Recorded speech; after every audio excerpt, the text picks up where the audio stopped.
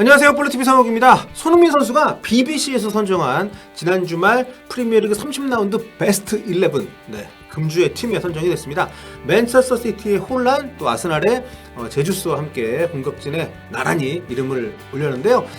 굉장히 좋은 활약을 했었고, 무엇보다 100골이라는 게 단순히 이 한 경기뿐만 아니라 그간의 성과에 대해서 참 많은 곳에서 손흥민 선수를 재조명해주고, 특히 BBC에서는 손흥민 선수 특집 기사까지 냈었습니다. 이렇게 주목을 좀 했었는데, 역시 베스트 11, 라운드 베스트 11에도 포함이 됐습니다. 자, 골키퍼에는 리버풀전에서 신들린 선방쇼를 보여줬던 램즈데일이 들어갔고요. 수비에는 리버풀의 알렉산더 아놀드, 웨스트햄의 커트 주마, 맨시티의 네이선 아케가 이름을 올렸습니다. 허리에는 이제 울버햄튼의 마테우스 누네스, 맨유의 요즘 회춘했던 얘기 듣고 있는 맥토미니, 맨시티의 그릴리시, 팰리스의 올리세 이렇게 포함이 됐습니다. BBC는 손흥민 선수를 공격진에 선정을 하면서 보시다시피 손흥민 선수가 최고의 시즌을 보내고, 이거 어디나 다 나오는 것 같아요. 이 얘기는 최고의 시즌을 보내고 있는 건 아니지만 올 시즌 폼이 좋은 브라이턴을 상대로 뽑아낸 이번 골이 손흥민 최고의 득점 중 하나였다. 제 경기보다 제가 이렇게 소리가 절로 나올 만큼 정말 놀라운 득점이었고요. 100호골이라는 마일스톤을 제외하더라도 정말 아름다운 골이었고, 그런 부분에 대해서 또 팀을 승리를 이끌었기 때문에, 그것도 이제 앞서 얘기한 것처럼 브라이튼이라는 상당히 최근에 폼이 좋은 팀을 상대로 더 높은 점수를 받은 것 같습니다. 손흥민이 올 시즌 부진했던 것은 부분적으로는 부상을 달고서도, 이거는 그 베스트 11 선정한 크룩스의 개인적인 생각입니다. 좀 독특해가지고 소개를 할게요. 실전을 위해서 부상을 달고서도 무던히 애를 썼던 영향이 있다고 본다. 월드컵을 뛰면서 정신적으로 다 쥐어짜내고 팀으로 복귀를 했기 때문에 그렇다 이렇게 얘기를 하면서 마지막에 이거는 마이 시어리, 내 생각이에요, 여러분. 이렇게 나름 그렇게 보일 수도 있겠다는 생각이 듭니다만, 그것보다는 어제 팀 전술적인 부분이 많이 크지 않았나. 물론 손흥민 선수가 많이 지쳐있고 좀 힘든 시기가 있었기 때문에 여러 가지 왜 지나친 득점왕이었던 손흥민이 이렇게 부진할까, 이런 부분에 대한 답안들이 굉장히 다양한 매체, 다양한 평자들을 통해서 많이 나왔었는데, 이 크룩스라는 분은 그렇게 얘기를 하는 거죠. 자, 여기에 또 이분이 또 개인적인 생각을 잠깐 얹었는데, 이제 판정 때문에 토트넘이 브라이튼한테 사실 좀 어려운 경기 했는데 판정 좀 오심의 수혜를 입었다, 이런 얘기를 좀 길게 써놓으셨는데, 그렇게 볼 수 있을 만한 부분이 있었고, 공개적으로 이날 주심, 에터엘 주심이 정말 심판 못 봤다고 욕 많이 먹고 있습니다. 그 연장선상에서 이렇게 또 라운드 베스트 11에 거론했는데, 근데 손흥민 굳이 베스트 11 꼽아놓고 이런 얘기는 거기다 왜 쓰는 거야? 감독도 없고 이제는 감독 대행까지 징계를 받고 또 단장까지 직무 정지가 된 토트넘이 최근 사무국에 의미 있는 영입을 한 건 했습니다. 토트넘은 지난주 공식 보도 자료를 냈어요. 맨체스터 시티가 소속이 되어 있는 시티 풋볼 그룹에서 일했던 호주 출신의 행정가라고 표현해야 되겠죠. 호주 출신의 행정가인 스콧 먼을 영입했다, 이렇게 밝혔습니다. 호주 출신의 선수 감독이 아닌 분이 유럽 축구에서 그렇게 흔치 않은데, 아무튼 이분이 토트넘에서 맡게 될 공식 직함이 이 보도자료에 따르면 CFO입니다. 보통 CFO면은 이렇게 파이낸셜 쪽 담당하는 그런 사람한테 붙는 이름인데, 이분은 칩 풋볼 오피서입니다. 이런 직함을 쓰는 팀이 다른 데 좀 많이 있나요? 그렇게 흔한 직함은 아니죠. 이름이 좀 색다릅니다. 한마디로 경영 이런 건 아니고 축구 부문을 총괄하는 사람이 될 거다, 이렇게 보시면 될 것 같습니다. 유럽 축구계에서는 좀 낯선 인물이에요. 실제로도 이분이 유럽 축구계의 자리를 그러니까 유럽 축구에서 일을 하게 된 게 이번이 처음입니다.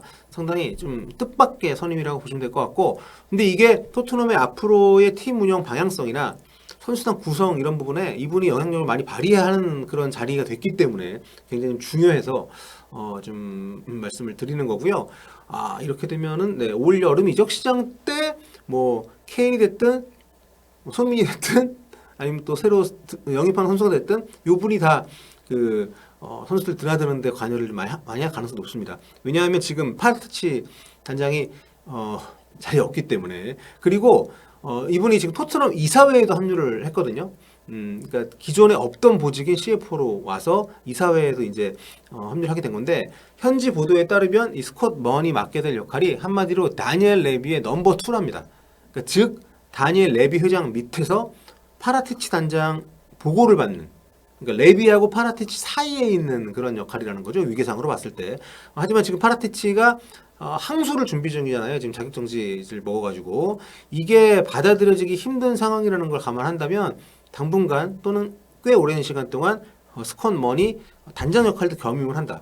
이렇게 봐야 될 수도 있다. 이런 분석도 나오고 있습니다. 지금 현재는 파라티치 단장의 역할을 퍼포먼스 디렉터인 그레타 스타인손, 또 축구 전략부장인 앤디 스콜딩 요 두 사람이 나눠서 지금 분담을 하고 있다고 하는데 이런 체제로 계속 갈 수는 없기 때문에 현재 만약에 스콘머니 부임을 이제 해서 CFO 역할을 맡는다고 하면 어차피 파라티치 단장의 보고를 받고 결정을 좀 어느 정도는 해야 되는 사람이기 때문에 물론 뭐 많은 부분은 결국 레비 회장이 최종적으로 결재를 하긴 해야겠습니다만은 아무튼 그런 상황을 봤을 때 이 축구 부문에 관련된 업무를 이제는 스콧 머니 총괄을 하게 된다고 보면 될 것 같습니다.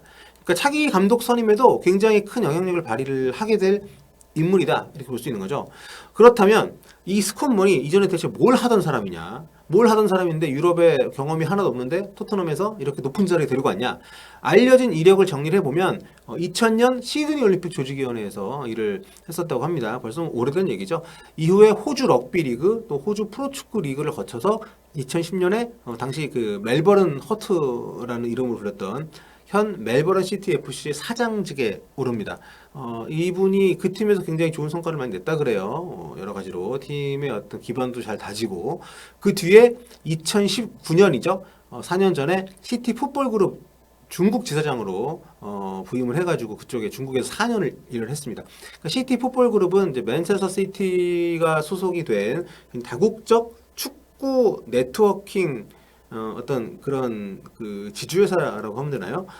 그런 그러니까 카타르에서 운영을 하는 거죠. 카타르 자본으로 운영이 되는. 여기에서 다른 나라를 돌고 이런 게 아니라 중국에서만 4년을 있었다고 합니다. 중국의 여기 그 부임한 인터뷰를 보면 뭐 중국 축구는 한마디로 뭐 열정이다 뭐 이러면서 거기서 경험 얘기를 좀 했던데 아무튼 유럽 무대에는 첫걸음이라는 점에서 상당히 좀 많은 사람들이 기대도 하지만 좀 궁금해하고 있습니다. 왜냐하면 토트넘 팬들 같은 경우에는 토트넘 팬들이 계속 주장하는 게 레비 회장 당신 경영 잘하는 거 인정합니다. 그리고 뭐 소유권도 갖고 있고 근데 다만 축구에 관해서는 좀 끼어들지 마십시오. 요게 이제 그 토트넘 팬들이 많이 얘기를 하는 거거든요. 그러니까 파라티치가 있을 때에도 파라티치가 사실 뭐 경력이 많고 뭐 하지만 실질적으로는 레비 회장이 좀 상당한 영향력을 아직도 발휘하고 있기 때문에 그런 부분들에 불만이 있었던 사람들에게는 그 사이에 누군가 한 명 끼어든다는 게 그래도 뭔가 희망을 갖게 하는 부분이라는 거는 분명한데 문제는 이분이 어떤 정도의 권한을 가질지 혹은 과연 그 토트넘이라는 그래도 큰 규모의 이런 팀에서 축구적인 뭔가 중요한 역할을 얼마나 잘 수행을 할 수 있을지 요게 지금 상당히 아직까지는 미지수라는 겁니다. 그러니까 레비 회장이 스콧먼 영입 발표를 하면서 스콧먼은 높은 수준의 스포츠 기관을 운영하는데 남다르면서도 그러니까 유니크하다고 표현했어요. 유니크하면서도 브로드한 폭넓은 경험을 갖고 있다 이렇게 얘기를 했습니다. 우리 팀의 축구 관련 업무에서 경기장 안팎에서 매니지먼트 그리고 리더십을 책임지게 될 거라고. 그러니까 어느 정도 권한을 줄 거라는 식으로 얘기를 좀 한 건데 근데 문제는 뭐냐면 단장이라기에는 유럽에서의 네트워크가 좀 거의 없어 보인다는 거죠. 유럽 축구에서 일을 했던 적도 없고 유럽 축구 그리고 또 호주 사람이기 때문에 만약에 그래도 유럽 사람이라고 하면 유럽 축구계에서 일을 안 해봤다 하더라도 좀 상대적으로 그래도 다른 네트워크를 통해서라도 조금 더 빠르게 스며들 수 있지 않을까 싶은데 물론 시티 풋볼 그룹 소속이니까 그 시티 풋볼 그룹에 관련된 인사들을 많이 뭐 알 수는 있겠습니다만 토트넘이라는 팀에서 축구 업무를 관장하는 칩으로서 그러니까 CFO 칩 풋볼 오피서의 역할로서 그에 걸맞는 유럽에서 네트워크를 가지고 있을지에 대한 의문이 지금 강하게 제기될 수밖에 없는 거죠. 이것하고 관련해서 현재에서는 스콧먼이 이제 파라티치 역할을 사실상 대체하는 자리가 될 거라고 보는 시각이 많은데 그렇기 때문에 새 감독 선임에도 영향력을 꽤 많이 발휘를 할 거다. 오히려 그 뭐랄까요 파라티치의 대체 없는 자리를 잠깐 메우는 정도가 아니라 이참에 전면적으로 나서서 좀 일을 할 거다 이런 얘기들이 나오고 있는데 그렇다 보니까 그 연장선상에서 최근 토트넘 차기 감독 후보군에 뭐 나겔스만도 있고 뭐 루이스 에네케도 있고 뭐 많은 사람들이 있었습니다만 호주 대표팀 감독 출신인 앙게 포스테골루 지금 셀틱에서 우리 오영규 선수와 같이 있는 요분이 이름도 있었거든요. 그래서 지금 이분이 새삼 다시 주목을 받고 있습니다. 왜냐면 호주 사람이고 호주 국가대표팀 감독이고 그리고 무엇보다 시티 풋볼 그룹 소속인 일본의 그 J리그의 요코하마 마리노스 감독을 또 이분이 3년 동안 맡았었어요. 2018년부터 2021년까지 2019년 J리그 1 우승을 좀 이끌었었는데 그때 이 스콧먼이 중국에 있었기 때문에 네, 어떤 그 같은 호주 사람이기도 하고 해서 호주 감독과 호주 CFO 체제로 가는 거 아니냐 이런 추측이 분명히 가능한 상황이기는 합니다. 예, 그냥 다 추측이에요, 추측. 2021년에 그 이 포스테코글루 감독이 셀틱으로 와서 지금 지난 시즌에 리그 우승했고 또 컵 대회 지난 시즌 우승하면서 더블을 했고 컵 대회는 이번 시즌에도 우승을 했고 리그 우승도 이렇게 보이고 굉장히 성과를 내고 있기 때문에 이렇게 건너올 가능성이 있는 거 아니냐. 그러니까 감독 그 인사까지도 영향을 미치는 선입니다. 이런 얘기도 있는데 어쨌든 굉장히 좀 모험적인 시도라고 봅니다. 파라티치 같은 경우에는 물론 그 징계를 달고 오긴 했지만 충분히 어쨌든 유럽 축구계 경험이 풍부한 사람이고 근데 이분은 네 만약 경영이나 이런 쪽이 모르겠는데 축구를 관장한다고 하니까 상당히 모험적인 영입인 것은 분명해서 앞으로 정말 어떤 방향으로 할 것인지 토트넘이 굉장히 많은 생각을 갖게 하는 뭐 시티 풋볼 그룹에 있었던 인사를 데리고 왔기 때문에 토트넘도 유럽 다른 나라에 여러 팀들을 또 매입을 해가지고 이렇게 또 네트워킹 뭐 토트넘 풋볼 그룹 조르이스 회장하고 다니엘 레비 회사 이름이 이제 에닉이니까 ENIC 에닉 풋볼 그룹 뭐 이걸 뭐 글로벌하게 만들려고 하는 거다 뭐 이런 얘기들도 있고 어쨌든 지금 이제 감독도 없고 단장도 없는 팀에 상당히 모험적인 인사를 했다는 거는 좀 주목할 만한 변화인 것 같아서 좀 말씀을 좀 드립니다. 저 와가지고 이참에 스콧머니 제가 왔으니까 한번 엎어보시죠 하면서 여름에 케인도 팔고 손흥민도 팔고 그랬으면 좋겠다는 개인적인 생각을 남기면서 오늘 영상은 여기서 마무리하도록 하겠습니다.